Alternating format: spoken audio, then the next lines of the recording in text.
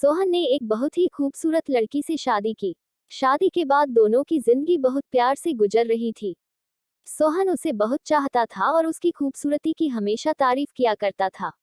लेकिन कुछ महीनों के बाद लड़की चर्म रोग से ग्रसित हो गई और धीरे धीरे उसकी खूबसूरती जाने लगी। खुद को इस तरह देख उसके मन में डर समाने लगा कि यदि वह बदसूरत हो गई तो उसका पति उससे नफरत करने लगेगा और वह उसकी नफरत बर्दाश्त नहीं कर पाएगी। इस बीच एक दिन पति को किसी काम से शहर से बाहर जाना पड़ा। काम खत्म कर जब वह घर वापस लौट रहा था, उसका एक्सीडेंट हो गया। एक्सीडेंट में उसने अपनी दोनों आंखें खो दी। लेकिन इसके बावजूद भी उन दोनों की जिंदगी सामान्य तरीके से आगे बढ़ती रही।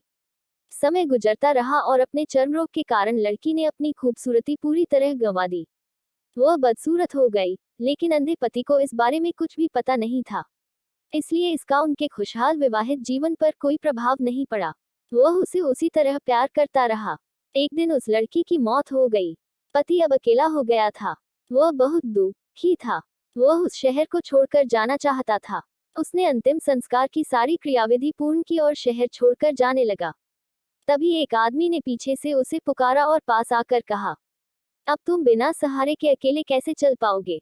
इतने साल तो तुम्हारी पत्नी तुम्हारी मदद किया करती थी।